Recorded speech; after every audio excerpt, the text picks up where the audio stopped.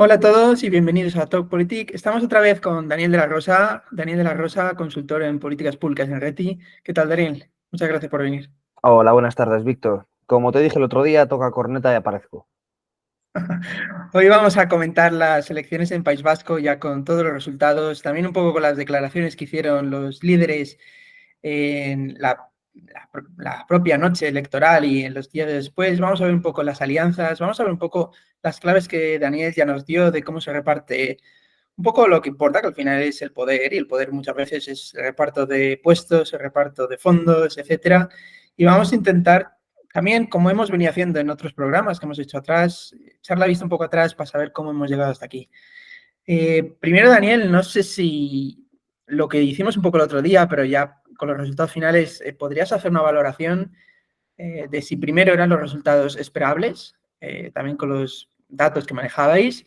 Y lo segundo, ¿quién crees o quiénes crees que son los ganadores de la noche electoral y si ha habido algún perdedor en las elecciones del País Vasco?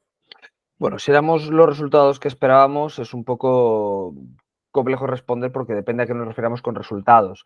Si nos referimos a lo que va a suceder en base a los números, sí, era lo que esperábamos.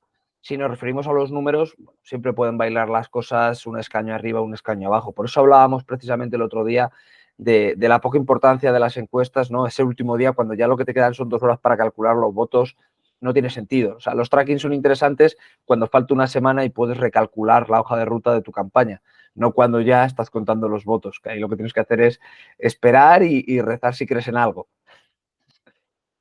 Pero sí, o sea, más o menos al final PNV-Bildu era la competición por ver quién ganaba. Yo sí esperaba personalmente que el PNV consiguiese mantener la primera posición, al menos en votos. Recordemos que por el voto cera todavía puede perder un escaño el Partido Socialista por Guipúzcoa y ganarlo Bildu. Entonces, aún es posible que Bildu quede primera fuerza en escaños, pero en votos sí que se pronosticaba que el PNV mantuviese el liderazgo y así ha sido. EH Bildu, hablábamos el otro día, no sé si fue en directo o fue antes del directo, de cómo no era su objetivo gobernar en este ciclo electoral, que su objetivo era tomar posiciones en municipales y en forales, como ya han hecho, en estas elecciones vascas, consolidarse como la principal y única alternativa al Partido Nacionalista Vasco y a su gobierno con el Partido Socialista, para ejercer oposición durante 4 años, mejorar resultados en municipales y forales y dejar de ser oposición para ser gobierno en esas instituciones, y desde las instituciones poder preparar la campaña de las vascas. Por lo que incluso podríamos hablar de que en caso de perder las instituciones forales o de que haya riesgo de hacerlo, haya una anticipación también de las elecciones vascas siguientes para tratar de no perder o no perder de tanto en ese resultado. El caso del Partido Socialista ha conseguido mejorar resultados, era algo obvio, es decir, veo mucho triunfalismo en ocasiones, ¿no? Porque hayan Exacto. conseguido mejorar 2 escaños. Recordemos que con la entrada de Podemos en Canción en el año 2015, el Partido Socialista en esas elecciones autonómicas del 16 pierde, hablo de memoria, pero me parece que 7 escaños. Sí, hablo de memoria, yo creo que eran 7 escaños, casi la mitad de su representación en aquel momento, porque se quedaron con 9 y perdieron 7, efectivamente. Y desde entonces han conseguido recuperar 3 escaños de los 7 que se perdieron. Los otros 4 escaños no ha conseguido volver a capitalizarlos el Partido Socialista, que era una de las claves de la jornada que también habíamos estado anticipando y que habíamos hablado días antes, sino que han ido a parar a Bildu. Se da un hecho muy concreto con Bildu, y podemos entrar luego a ello, y es la juventud, ¿no? del votante de Bildu. Y creo que ese principio de socialización, cuando empiezas a ser un animal político, ¿no? Se puede explicar el cómo ha acabado el voto a Bildu en vez de en el Partido Socialista mediante Podemos. Es decir, cómo determinados movimientos vecinales que fueron movidos por Podemos y que eran más cercanos ideológicamente a lo que puede ser EH Bildu, a excepción quizá del ser más o menos tibio o más o menos cercano a movimientos como ATA o a posicionamientos dentro de Sortu más conniventes con la lucha armada, ¿no? con la violencia y el terrorismo. Más allá de eso, ideológicamente pueden estar más cercanos, y para una generación para la que la violencia no es más que el pasado, pues bueno, tiene cierta lógica y cierto sentido que no hayan conseguido capitalizar ese voto de vuelta y que haya acabado en EH Bildu. El Partido Popular mejora, no todo lo que debiera, y mejora principalmente en Álava. Tiene sentido ya que Javier de Andrés es un foralista convencido y es bien conocido en la provincia de Álava, donde se ha presentado en diferentes ocasiones. Fue diputado general por Álava, si no recuerdo mal, y también ganó las elecciones forales, pero si bien no fue capaz de formar gobierno de la Diputación Foral de Álava. Entonces, tiene sentido, ¿no?, esa mejora de casi 10.000 votos que ha tenido en Álava. No tan sustancial, pero de nuevo sí que ha mejorado los resultados tanto en Guipúzcoa como en Vizcaya. No ha servido, sin embargo, tampoco para esa mejora de escaños.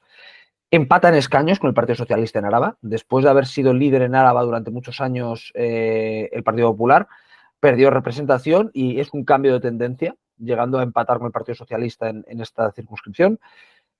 Podemos sumar, en su particular guerra ha salido la cruz para los de Pablo Iglesias. Hay que entender que Podemos en el País Vasco era principalmente rejonista. La figura que estaba ahí en cabeza, más allá de Nahua Alba como candidata, era Lander Martínez, quien muñía todo un poco por detrás. Y Lander Martínez era tremendamente rejonista, era muy cercano a Íñigo, era muy cercano a su hermano, que estuvo también estudiando allí en la Universidad del País Vasco el máster.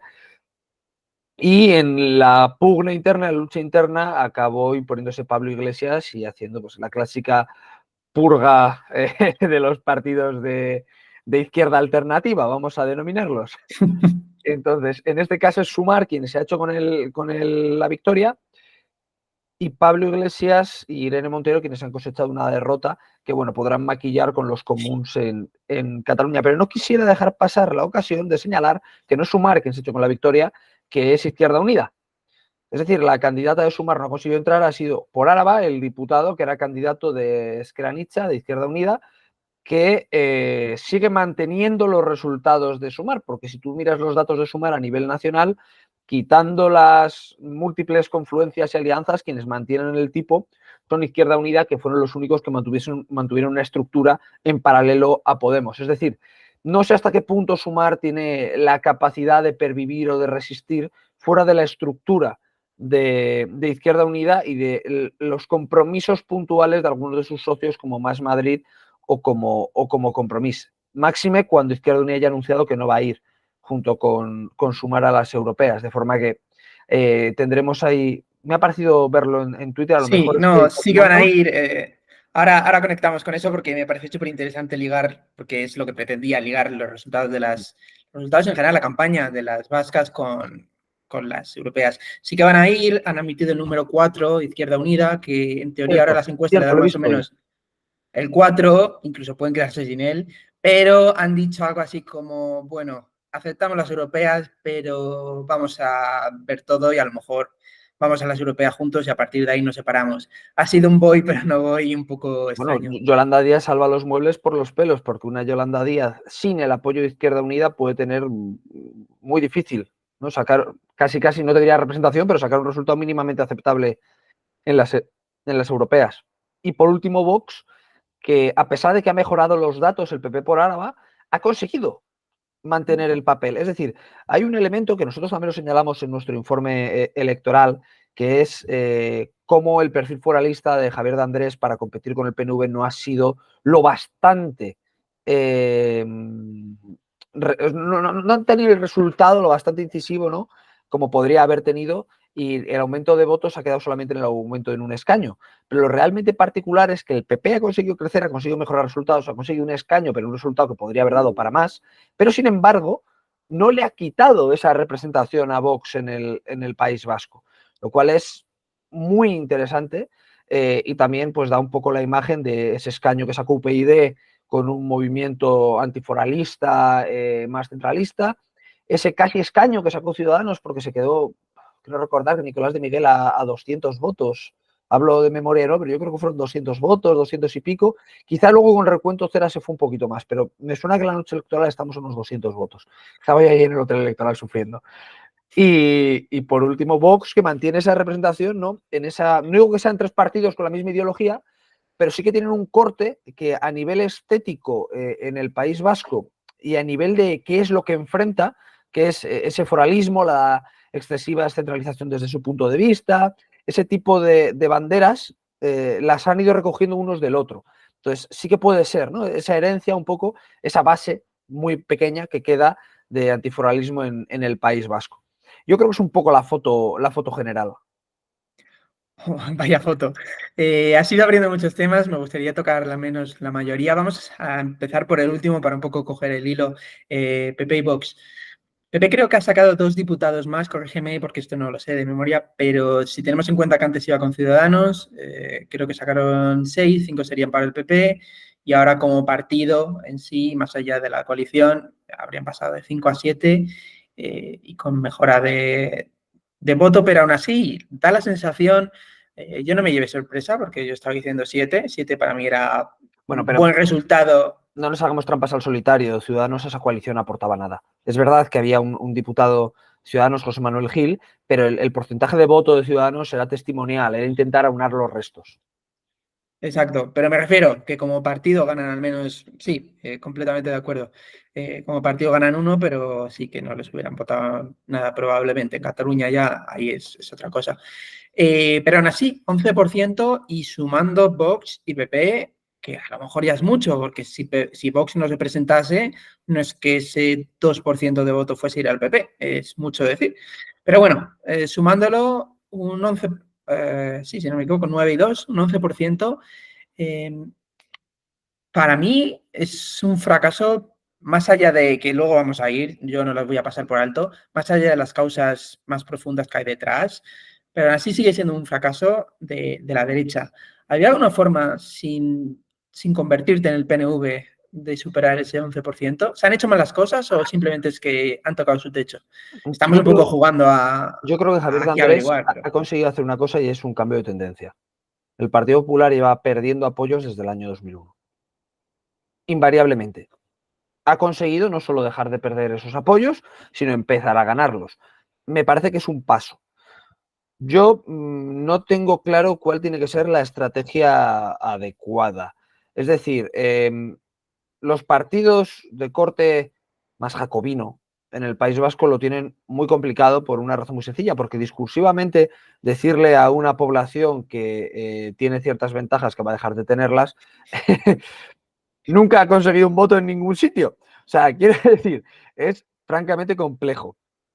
De hecho, ¿dónde leía el otro día? Que hay dos personas que principalmente joden a la especie del popular vasco, que uno es el PNV y que el otro es el popular madrileño. No, pues un poco en esa misma línea. Es muy difícil. Si quieren, porque tiene que ser una decisión que tomen ellos, ir por la vía foralista, no es necesariamente convertirse en el Partido Nacionalista Vasco. Es cierto que mientras el Partido Nacionalista Vasco es muy difícil mantener un gobierno, es muy difícil mantener un perfil paralelo en el cual te estés centrando en temas técnicos, industriales, principalmente urbanos. El Partido Popular a día de hoy votan principalmente en zonas urbanas.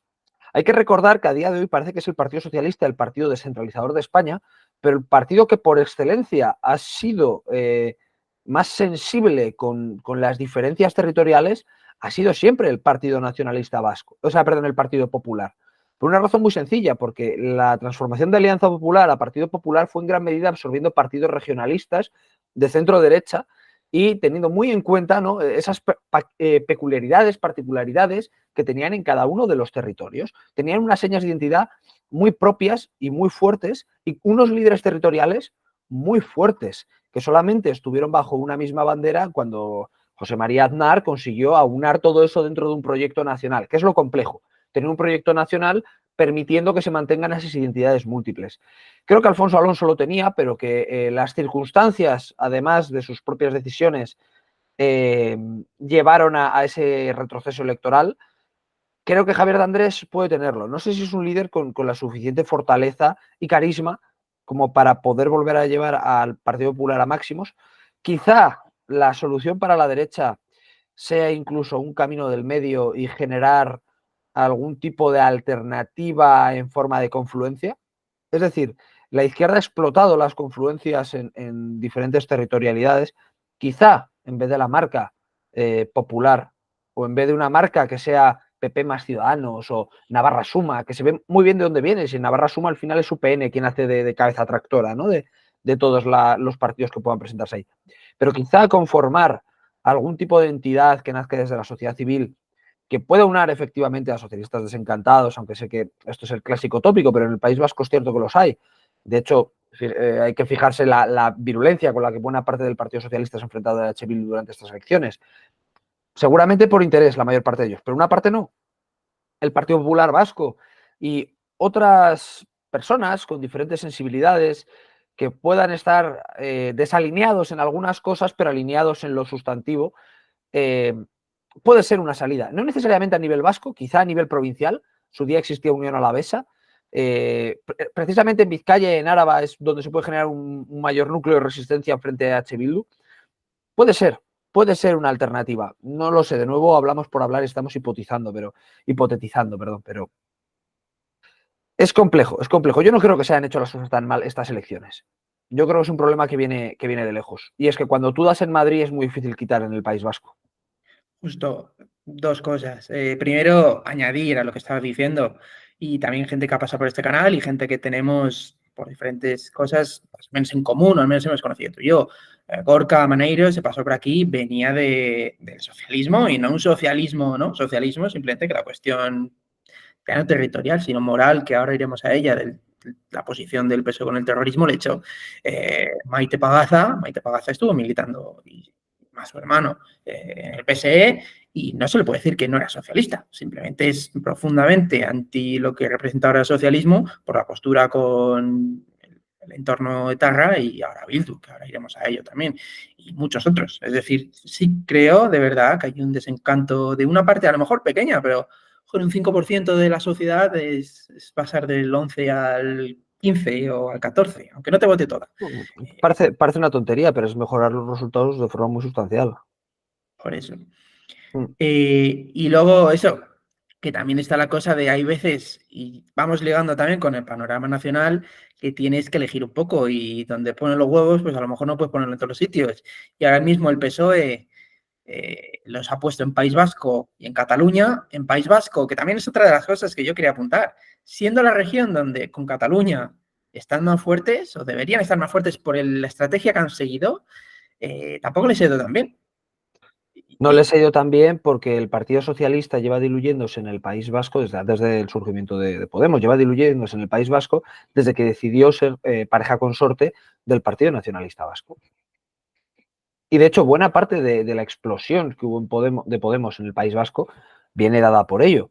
Cuando tú tienes un partido supuestamente de izquierdas que gobierna con el Partido Nacionalista Vasco, que yo no creo que sea un partido de derechas tradicional, no, para nada, es un partido bastante centrado, es casi un catch-all party, llega a estratos de la sociedad que sorprendería a cualquiera que viva fuera del País Vasco, tiene unas políticas sociales infinitamente más avanzadas, gracias, claro, a un dopaje económico en la hacienda, pero unas políticas sociales mucho más avanzadas, no, la palabra no es avanzadas, porque más están perpetuando la pobreza, ¿no? Pero sí con mucha mayor cobertura que en otras zonas de España. Sí, efectivamente. Entonces, desde ese momento, cuando te surge algo a la izquierda y tú no estás copando esa izquierda porque estás anexo al Partido Nacionalista Vasco, pues obviamente pierdes votos. Los pierdes. Entonces, pasó de ser un partido que gobernaba en toda la margen izquierda, que era la zona obrera, el equivalente al cinturón rojo de Barcelona, que tenía mucho peso en Eibar, Ermua, Irún, y que, bueno, en Álava pues tenía sus pequeños feudos, sus barrios, aunque Álava estuviese más cercana al Partido Popular en aquellos momentos, ¿no? A paulatinamente perder todo el poder territorial e ir entregándoselo al PNV. Lo que decía es que sí, toda la razón, pero que no creo que haya como en Galicia, sí que les podía haber mucho votante socialista desencantado con los pactos de Sánchez, y es una pregunta también, sabes más que tú y que yo, y por eso te traigo aquí. No creo que hubiese ese votante desencantado o contrariado con los pactos de Sánchez a nivel nacional, que creo que sí, bueno, sé que hubo en Galicia y sé que ha habido en toda España prácticamente, menos en País Vasco y en Cataluña, que creo La que es... pregunta es dónde va ese votante, no si lo hay.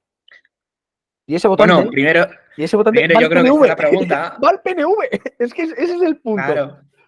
que no hay una transición del Partido Socialista al Partido Popular de esos votantes como puede haberlos en otros lados. Tienes al Partido Nacionalista Vasco, que lo tienen por, bueno, un partido más o menos formal, viene campaña, ahora hablarán de independencia, luego se olvidarán. Sabater, yo recuerdo en un meeting que definió al Partido Nacionalista Vasco, ¿no?, como los cristianos, porque creen en el cielo, como ellos en la independencia, pero no tienen ninguna prisa por llegar a él, ¿no? Pues un poco la misma idea, ¿no? Pues bueno, voto al PNV porque total, y eso se da, y más en estas elecciones donde había un miedo a que Bildu ganase las elecciones. Entonces, ha atrapado ese voto. Entonces, el Partido Socialista se ha quedado, pues sí, pues ha crecido quizá de la abstención, ha crecido también porque, en cuanto a votos, porque ha habido una mayor participación que en 2020, por razones obvias, fue en pandemia, y algo ha conseguido de Podemos sumar. Pero no como esperaban, no como podía hacerse. Que yo es que Yo les no veo creo que lo esperaran, mucho. ¿eh? Yo no creo que lo esperaran. Yo creo que estaban con bastante miedo. Sí, Porque el no, es partido. que ahora vamos a ello. De hecho, ya te hago la pregunta. ¿Crees que ha habido un cambio en la última semana de campaña? Porque, pongo en contexto, eh, creo que es innegable que todos sabemos el aparato mediático que tiene el Partido Socialista detrás. Uno, porque siempre lo ha tenido. Dos, porque al estar en el gobierno, la influencia muchísimo mayor. Y Creo que porque fue creo que los que hablamos aquí sabemos todos cómo funciona la política y que efectivamente los partidos financian vía financiación institucional, publicidad institucional a los medios de comunicación para que les hagan favores a cambio. Y aquí todo el mundo sabemos que existen grupos de Telegram donde a determinados tertulianos se les mandan los posicionamientos y que lo hacen todos. justo, No, justo. no, quitemos el velo, ¿no?, del misterio, ya está. El que no lo sabía ya lo sabe. No, pero me refiero que eso es lo que decía cuando estás en el gobierno, porque lo pueden hacer todos, pero uno, el Partido Socialista, y esto a lo mejor es incluso algo bueno para ellos, quiero decir, felicidades, lo hacéis mejor que nadie. A mí me parece que corrompe la democracia, pero si yo estuviera ahí, el spin doctor, diría felicidades, estás haciendo buen trabajo. Lo hacen en general mejor, pero ahora que está en el gobierno de España, las herramientas que tienes, los fondos que distribuyes, los favores que das, son 1000 veces mayor. Lo que iba a decir es, creo que hubo un momento súper obvio que se produjo 6, 5 días antes del final de campaña, sobre el lunes, sobre el martes, donde de pronto todos hubo un mensaje y es que de pronto todo el mundo se acordó que Bildu tenía relación con el terrorismo. Ese mensaje sabíamos que iba a caducar la noche del domingo, todo el mundo lo advirtió y así pasó. Los mismos que han señalado que Bildu tenía una relación con el terrorismo, los mismos que empezaron a preguntar a Bildu por el terrorismo de ETA, si lo condenaba, se olvidaron. Pero funcionó. Estos 5 días donde la amnesia desapareció y de pronto todo el mundo recordó, ni siquiera recordó lo que tenían que recordar, pero recordó al menos que había una relación de unos terroristas que habían estado matando con ese partido y que habían salido de ahí y que no lo habían condenado. ¿Crees que pudo influir y hubo un cambio de voto los últimos 5 o 6 días de campaña o no? Sinceramente no lo tengo claro. Creo que es más probable que hubiese votantes que dijesen este año no voto, estoy hasta los cojones de los socialistas y que después de esa semana se planteasen votar, quizá consiguió movilizar algo de voto desencantado, pero personalmente tengo serias dudas y estoy todavía a la espera de que algún informe, algún estudio sociológico pueda sacarme de estas dudas de que el terrorismo mueva ya un solo voto en Euskadi. O sea, esto lo he hablado alguna vez. Allí estamos hasta las pelotas del tema.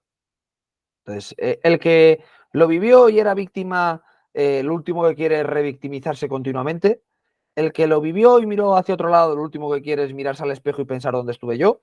Y el que lo vivió y estaba a tope con ello, sigue estando a tope con ello, quiero decir. Y no le vas a hacer que deje de votar. Y a las juventudes, a los nuevos votantes, se la pela. O sea, no forma parte de su vida, no forma parte de su día a día, no forma parte de sus anhelos, de sus esperanzas, no tiene nada que ver con ellos a día de hoy. Entonces, te encuentras muchos, no, bueno, pero es que con Bildu, fíjate, el salario mínimo y la ley de vivienda. Ya, tío, pero es que resulta que llevan en listas en el Orrio a un tío que voló por los aires a... Bueno, ¿sabes lo que te quiero decir? La gente Sí, quiere pasar página. Y si tú pero es centras tu que campaña en hablar de eso, no vas a conseguir nunca nada. Pero Nada, yo creo que nunca. ETA, y ya vamos, porque he dicho que íbamos a repartir todos los partidos y vamos a lo gordo para el final, que es Bildu, pero ETA y su entorno yo creo que son dos cosas absolutamente relacionadas, pero que sobre unas a paso a página, que es el terrorismo duro, el terrorismo de la pistola, de las bombas, de matar directamente, pero ETA era la Calvo Roca. ETA era el te señalo en tu casa. ETA era el no hagas un meeting que te voy a lanzar piedras. Y esa parte, por mucho que la otra y mucho más dura haya desaparecido, hazte un meeting, que sí, que estamos mucho mejor que lo que estuvimos, pero hazte un meeting en País Vasco. Exprésate en una universidad en el País Vasco. Yo voy a decir una cosa antes de nada, y es que para mí la izquierda Berchale tiene toda la legitimidad del mundo a nivel político. O sea, para mí si la izquierda Berchale no tuviese como líder a Otegi y no pusiese en listas a terroristas, yo no tendría un pero que poner porque entiendo que cuando se pasa página, no puedes estar pidiéndole al vencido que se humille todos los días. Entonces, insisto, hablo desde una postura ahora muy racional, no es lo que siento, pero es lo que pienso, ¿vale? O sea, desde esa postura muy racional yo te digo, a tope con ¿Pero la se humilló izquierda un solo Berchale, día? ¿eh? No le puedes pedir que se humille todos los días, pero se humilló un solo día. Ya, lo sé y lo entiendo. Lo que quiero decir es, llegados a este punto, si se quitasen de primera línea todas aquellas personas que tuvieron relación con la violencia en Euskadi, con el terrorismo, yo jamás levantaría el dedito para decir sois ilegítimos. Levantaría el dedito para decir con lo que vais a hacer os vais a cargar Euskadi por vuestras políticas. Y entraría al debate político, porque entiendo que dentro del soberanismo, del nacionalismo, del independentismo, del separatismo, como lo quieras denominar, ¿no? Hay una corriente de izquierdas y tiene que tener su representación política si queremos jugar a la democracia. Entonces, yo ahí no tengo problemas. Mi problema viene cuando las personas que dirigen el movimiento han tenido vinculación directa con ya sea delitos de sangre, ya sea otro tipo de delitos relacionados con el terrorismo. Ahí es cuando viene mi problema. Pero en cualquier caso, insisto, es el mío. El problema es que hay gente que esto no le importa. Y el problema es que hay gente que esto lo apoya. Entonces, tú juntas ambas cosas y decías muy bien el tema de que ETA no era solamente el que apretaba el gatillo. Efectivamente, o sea, quiero decir, hay que entender lo que es el terrorismo. El terrorismo es una herramienta por encima de todo. Los grupos que se dedican exclusivamente a ejercer esa herramienta son grupos terroristas. Pero ese grupo terrorista puede dedicarse a otras muchas cosas, además de ejercer el terrorismo. Entonces, si tú entiendes el terrorismo un poco, pues, aquello que hablaba Walser, ¿no? De que tú ejerces la violencia de forma aleatoria o selectiva contra un colectivo muy concreto para conseguir objetivos políticos, si eso es el terrorismo, la violencia política de forma o aleatoria contra un colectivo o selectiva contra determinadas personas de un colectivo para conseguir objetivos políticos, ya sea consiguiendo cambios en la opinión pública mediante la presión y el miedo, o ya sea consiguiendo cambios en los decisores mediante la presión o el miedo, ¿no? Si tú defines eso como terrorismo, ETA efectivamente ejercía el terrorismo, más allá de que explotase una bomba o más allá de que coaccionase a determinadas personas para que abandonasen Euskadi o cambiasen su postura política o les financiasen. Eso forma todo parte del terrorismo. Y efectivamente luego hay otra serie de elementos que no son necesariamente terroristas desde un punto de vista académico, pero que pueden considerarse terroristas desde un punto de vista del Código Penal. Tampoco creo que haya que entrar ahí en esa diferenciación, que es lo que hablabas de la Kale Borroka, lo que hablabas de las persecuciones. Oye, hace 5 años yo creo que fue, David Chamorro montó junto con Marta Irurzum, se apellidaba, la Asociación de Estudiantes por la Defensa de España en Vitoria, que yo desde muy prontito los localicé y estuve hablando con ellos y tal, y me invitaron a una asamblea y yo a esa asamblea no pude ir. Pues sí que fue gente del PP, yo de Ciudadanos no pude ir porque monté la Asociación de Debate del País Vasco y tenía que organizar una liga interna. Entonces no pude ir, mandé a alguien en representación mía, esa persona se fue y cuando estaban esperando en una marquesina, David, Marta y otra amiga, llegaron con 20 tíos y le dieron una paliza y lo dejaron en el suelo con la nariz rota, desangrándose y inconsciente. Y esto pasó hace 5 años. Quiero decir, esa violencia política, si tiene como objetivo, mediante el miedo, generar algún tipo de rédito político, cambiar determinada elemento político, lo que fuere, eso es terrorismo. Lo es. ¿Se ocupó ETA de eso? No. En este caso creo que eran ultras del Alavés, pero hablo de nuevo de memoria. Creo que no se ha llegado todavía a resolver el caso, pero era de lo que se estaba hablando en su momento. Bueno, pero entorno eso es, independentista probablemente... A ver, chale. sí, Pero que bueno, me da igual. pero Es que que van todos juntos. Abertzale no es necesariamente Bildu. Entonces, mi cuestión aquí está en qué están haciendo ellos ahora y cómo lo están ejerciendo. Y si se han separado o no se han separado de la violencia. Y la realidad a día de hoy es que tiene un discurso ambiguo con la violencia. Más allá de lo que decía Pello en la cadena SER, desde hace muchos años, si tú escuchas al secretario general de Sortu, lo que hablaban era de hemos asestado grandes golpes al Estado y vamos a asestárselos todavía mayores desde el cambio de estrategia. Es decir, para ellos el final de la violencia es una decisión estratégica, no una decisión moral. Por tanto, es algo con lo que yo no puedo estar de acuerdo, pero en tanto en cuanto dejen de ejercer la violencia, tienen la legitimidad para presentarse. Por eso lo que digo es que más que hablar continuamente de ETA, lo que tiene que hacer cualquier alternativa en el País Vasco es empezar a construir una idea de qué Euskadi quieren para el futuro. O sea, generar un movimiento ilusionante en vez de seguir señalando con el dedo la inmoralidad de los que todo el mundo sabemos que son inmorales si estamos en el otro lado de la trinchera. Si están en el mismo lado, a todo el mundo le da igual que sean inmorales. Entonces, señalar cuando toca de forma contundente, sí.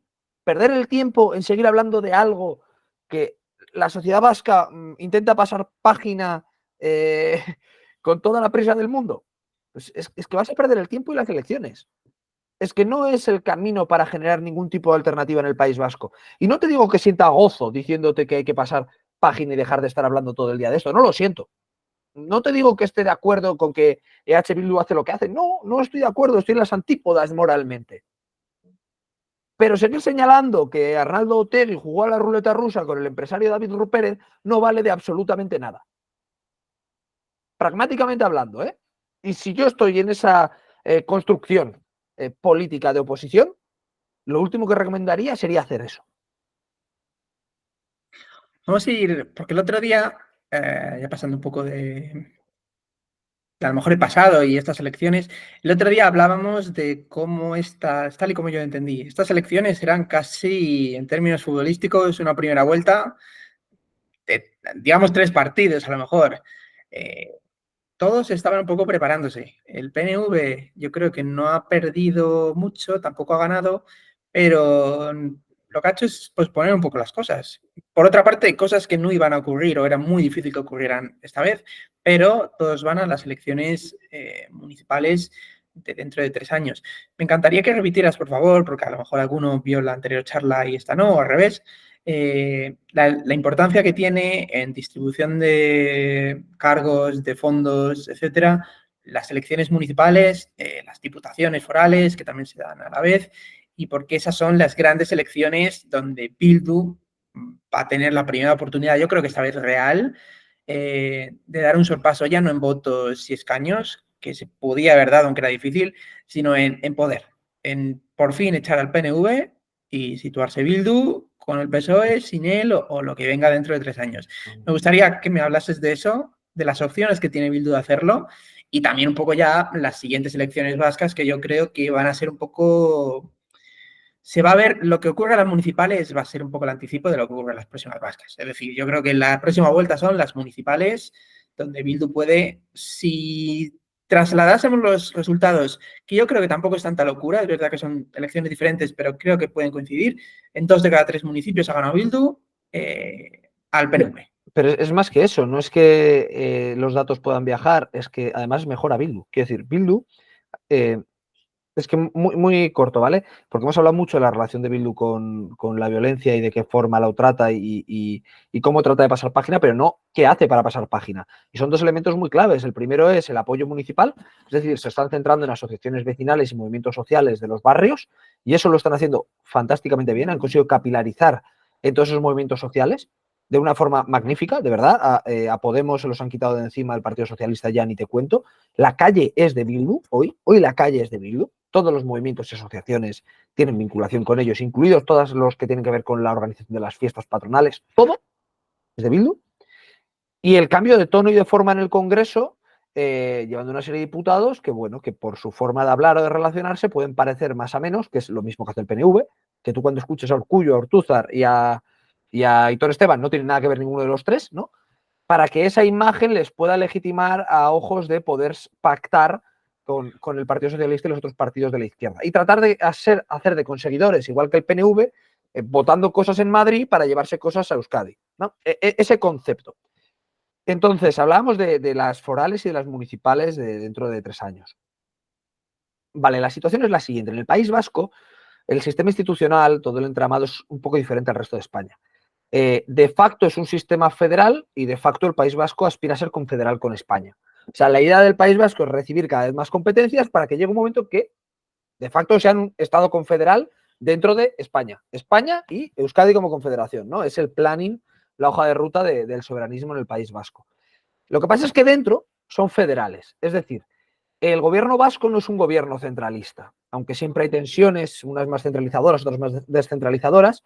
Los municipios tienen bastante capacidad de acción y sobre todo las diputaciones forales tienen muchísima capacidad de acción. Las 3 provincias vascas, a diferencia de las diputaciones provinciales del resto de España, tienen un parlamento, ese parlamento es elegido, que se denominan juntas generales, por los miembros de cada una de las provincias en base a una serie de comarcas, y eligen a un diputado general que encabeza la Diputación Foral. Y esa Diputación Foral tiene una serie de competencias con las Juntas Generales como Parlamento Legislativo, vamos a decir, que de hecho tiene capacidad normativa, a diferencia del resto de diputaciones provinciales. Tienen competencias en carreteras, tienen competencias en medio ambiente y montes, tienen competencias en deporte, en todo lo que tiene que ver con el fomento del deporte, que por eso también hay tantísimos clubs de diferentes deportes en el País Vasco, y normalmente el deporte base es tan fuerte en el País Vasco, y sobre todo, y lo más importante, tienen competencia en Hacienda.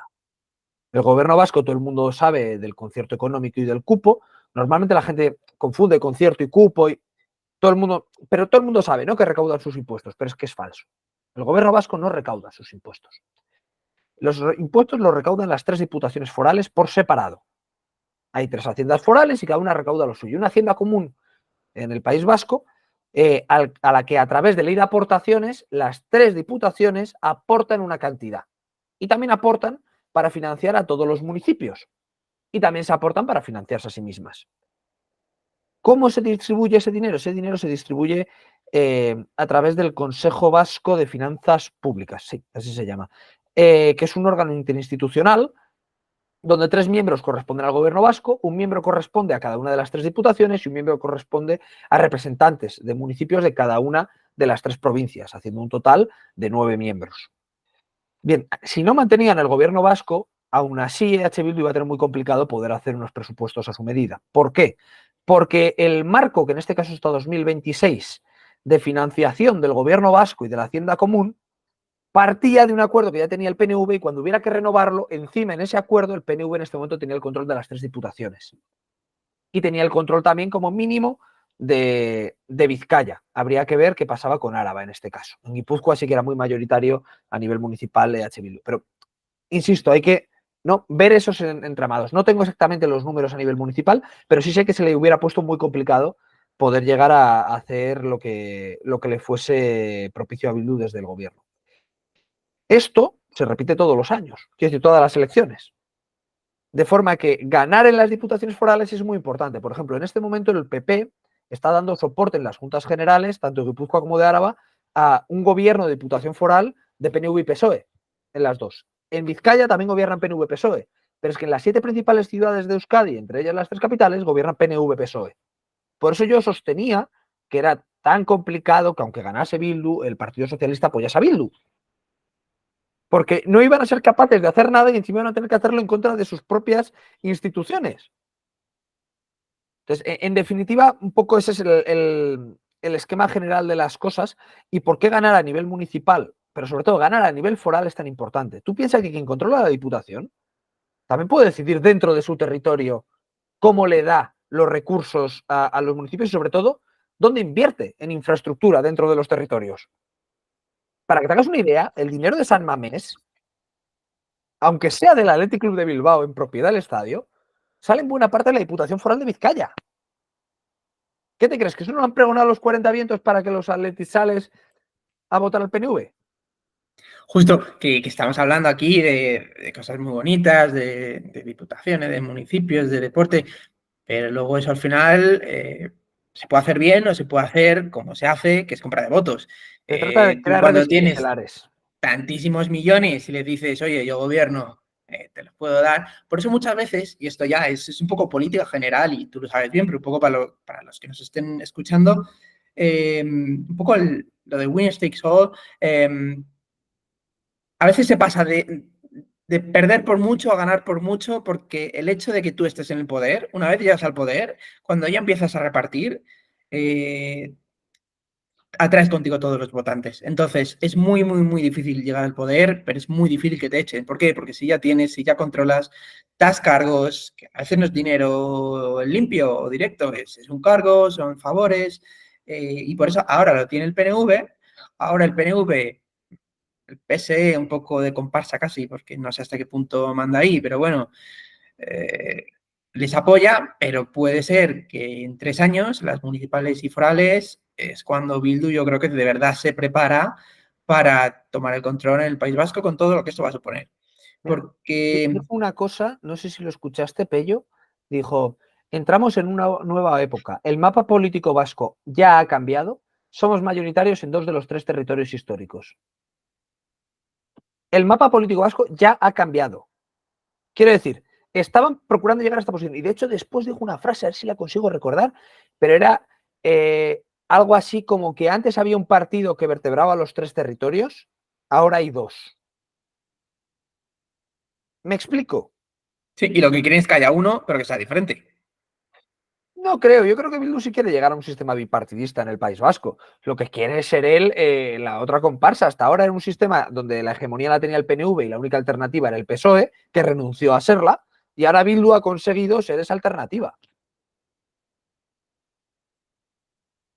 Entonces, vale, me parece interesante porque incluso creo que podemos debatir, porque aquí yo creo que discrepo un poco. Para mí, Bildu lo que quiere es sustituir al PNV y por eso hablaba de cambios no tanto graduales, sino cambios muy rápidos. Una vez pierdes el poder, te desplomas. Y lo que yo estaba planteando es que Bildu no quiere ser la alternativa al PNV.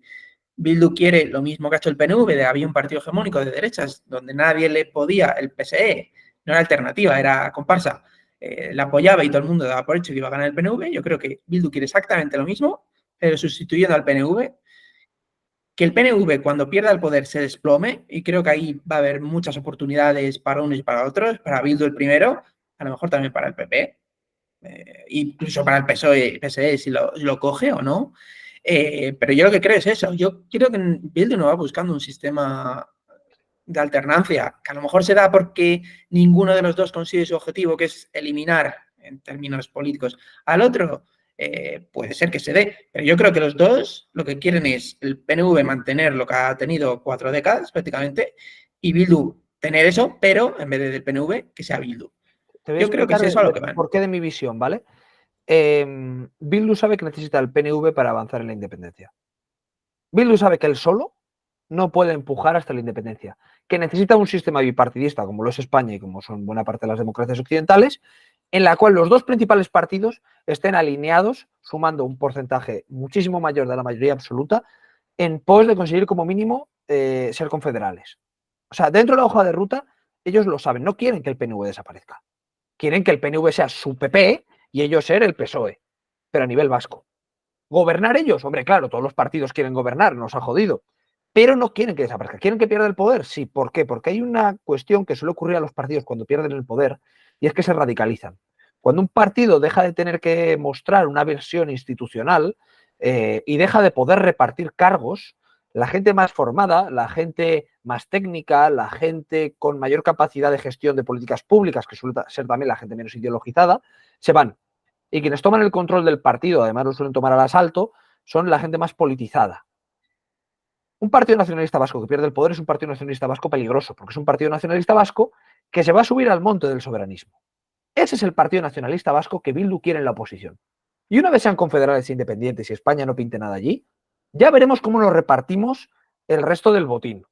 Y si una vez ganas tú, otra vez gano yo, y tú eres fuerte en Vizcaya y yo en Guipúzcoa, pues bueno, pero ya tenemos nuestro sistema político y no el sistema político encuadrado dentro del español, aunque tenga singularidades. Entonces, yo creo que a medio plazo al menos, sí que quieren un sistema bipartidista. Lo que pasa es que quieren gobernar ese sistema bipartidista, como no puede ser de otra manera. No creo que asuman que van a conseguir apartar al PNV de medio. Sí creo, como tú has dicho, y me parece muy interesante, que es la oportunidad para el Partido Popular.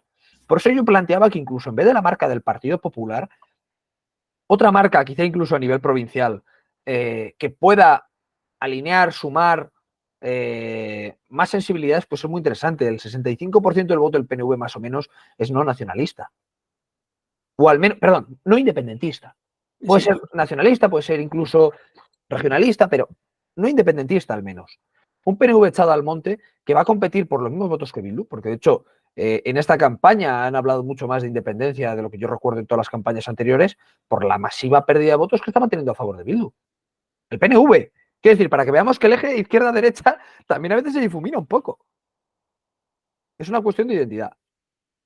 Vamos acabando. Yo siempre he tenido, además, bueno, un apunte. Me ha hecho gracia lo que has dicho de que los partidos se radicalizan cuando pierden el poder, porque sí, por supuesto, estamos hablando ahora del PNV, pero se me han venido a la mente otros partidos que no son precisamente vascos ni autonomistas.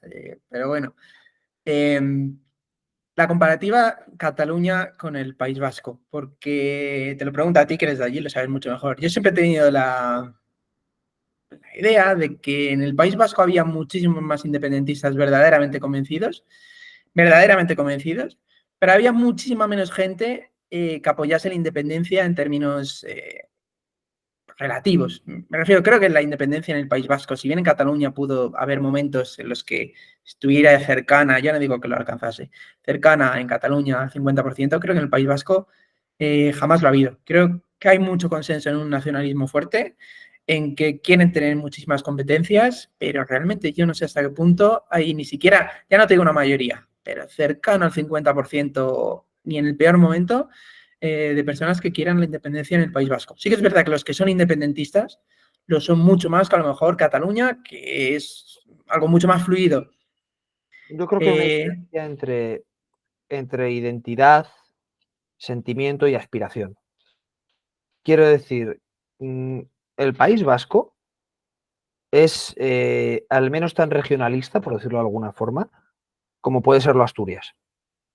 Con la sutil diferencia de que en Asturias esa identidad fuerte asturiana, o en Aragón, no es excluyente con la española, y en algunos casos en el País Vasco sí. Yo diferenciaría un poco tres, ¿no? La gente que se siente vasca y no española. La gente que se siente más vasca que española, que normalmente más bien es como el que es muy de su ciudad, ¿sabes lo que te quiere decir? O más bien como las personas que se sienten mejores que, pero no diferentes a, ¿no? Aquello que se decía de primeros entre los españoles. Que va mucho también con esa chulería y esa soberbia que tenemos a veces en el País Vasco. Y la gente que efectivamente se siente tan vasca como española y siente que es uno por el hecho de ser lo otro. Yo creo que en el País Vasco hay un enorme sentimiento identitario vasco. Yo creo que más incluso que en Cataluña, me puedo equivocar, pero sí. yo creo que el sentimiento es superior de identidad vasca. Te diría que incluso el sentimiento es superior de identidad de Bilbao. ¿Sabes lo que te quiero decir? O sea, es gente con unas identidades muy fuertes y unos siendo grupos muy pequeños, tan pequeños como esas cuadrillas que son incólumes al paso del tiempo, ¿no? Pero hasta barrios, yo creo. Sí, sí, pero de ahí tú tienes que pasarte a la aspiración. Y ese paso se puede dar en cualquier momento o no darse nunca. Depende de cuáles son las circunstancias sociales, qué líderes están empujando para que eso ocurra o no ocurra, el carisma de los mismos, la situación económica, la confrontación que pueda haber con el gobierno central por X o por Y. O sea, eso hace que fluctúe. Pero la base de nacionalismo o regionalismo o de identidad fuerte, llámalo como te apetezca, de sentimiento vasco, es enorme, es enorme. Yo reconozco que no me siento vasco, no me lo he sentido nunca. O sea, soy aragonés de nacimiento, muerte y alma, que digo yo, y vizcaíno de adopción. Y sí que tengo un enorme aprecio por Vizcaya y que no se me confunda, me encanta Guipúzcoa, me encantan los Montes Vascos. O sea, no es una cuestión tal, sino que no he sentido nunca esa llamada o esa pulsión. Sí, sin embargo, he sentido ese cariño hacia Vizcaya, eso sí. y hacia la historia incluso de Vizcaya. Eso también lo podemos hablar un día, la diferencia entre el nacionalismo del PNV muy vizcaitarra, que también se ha traducido en estas elecciones, que es Vizcaya, donde han sobrevivido principalmente, y el de Bildu mucho más centrado en el reino de Pamplona, en los vascones primigenios y en la zona también de Iparralde, también conocida como la Baja Navarra, al otro lado de la frontera. Entonces, también es que es todo un poco curioso. Vizcaya, que era más castellana que todo lo Castilla, básicamente. Porque eso te digo yo, pero bueno. toda la historia de Castilla está en Vizcaya muchísimo. A mí me encanta un detalle porque la gente se emborracha muy habitualmente en la calle Licenciado Poza, ¿no? La Pozas, que se llama, que es la calle que va hasta San Mamés y que sale todo el mundo a la calle y está todo el mundo bebiendo allí, pero nadie le da por mirar quién es Licenciado Poza. Y yo que tengo un trastorno mental que me obliga de vez en cuando a mirar, ¿y esta calle por qué se llamará así? ¿No? ¿Esta estatua de quién es? Y me pongo a mirarlo. Resulta que el Licenciado Poza es un tío que es muy conocido porque su principal defensa a nivel académico era que el euskera es el idioma íbero inicial. Es decir, que no el euskera, porque el euskera realmente es un compendio academicista posterior, pero que las lenguas euskéricas, en realidad, igual que tienes una lengua muy diferente de Bermeo a Donosti, si hablamos en términos euskéricos, lo hay también de cara a, por ejemplo, el centro de la península, ¿no? Que era lo que se hablaba, que por eso no hay casi escrito, porque la tradición era muy oral, igual que el euskera, o sea, que era el idioma íbero primigenio. Y de esto es verdad que el castellano en gran medida nace, ¿no?, de esos latinismos, mezclas con el euskera. Tú lo tienes en toda la zona de Valdegovía, de Logroño, de Navarra, tal. Entonces, es que es una teoría curiosa. No tengo ni idea de hasta qué punto puede ser veraz o no, ni soy lingüista ni pretendo serlo, pero es curioso que la gente se esté emborrachando en la calle, ¿no? Y celebrando los títulos y las banderas y no sé qué, en la misma calle de un tío que de lo que habla es de que no hay nada más español que un tío que habla euskera. De hecho, ya por un poco desvariar, creo que eran las glosas eminenses, cuando se descubre el primer texto escrito en lo que ya se considera castellano, está el castellano y el vasco al lado. Sí, Lo que sí, sí, podamos, no sé efectivamente. cómo llamarlo exactamente, vasco. Sí, son lenguas euskéricas. Es que es verdad que se dice euskera por reducir, Sí. pero el euskera tal y como lo conocemos es el batúa, que es algo que se hace muy posteriormente para tratar de unificarlo. Porque, para que te hagas una idea, es que si tú sueltas a un tío de Bermeo, a uno de Amurrio y a uno de Donosti en el mismo bar y les pones a hablar en euskera, no se entienden. Lo sé, y no se entienden ahora, que se ha unificado un poco. Tú imagínate, hace 100 años. Sí, sí, sí, sí. De valle a valle la cosa cambiaba, sobre todo por esa tradición oral. Pero bueno, de nuevo, no soy un experto tampoco en el euskera, simplemente me dan curiosidad las cosas. Pero bueno, nos hemos salido un poco. Nada, acabando ya, te voy a hacer una pregunta un poco, dos preguntas, un poco final. La primera sobre el País Vasco, una reflexión más en general. Hemos hablado mucho de lo que puede sacar la derecha, hemos hablado del PNV y Bildu, hemos hablado también del PSOE. Lo hemos tocado ya, pero la pregunta es, ¿cómo ves el futuro del País Vasco? Y también un poco ya en términos no solo de lo que va a pasar en el País Vasco, sino País Vasco dentro de España, País Vasco influyendo, porque ahora mismo el País Vasco es determinante, para bien o para mal, en el gobierno de España. ¿Cómo ves a futuro? Negrísimo. Lo veo negrísimo porque no veo ninguna figura que me dé esperanza. No veo a nadie que tenga una idea para construir una Euskadi dentro de España. Pero es que tampoco veo a nadie que tenga una idea para construir una España de futuro. O sea, me parece que es una cuestión de falta de esperanza en el futuro, de que haya proyecto que nos lleve a algo, perspectiva, proyección. No hay. O sea, siento que hay un vacío y que también lo hay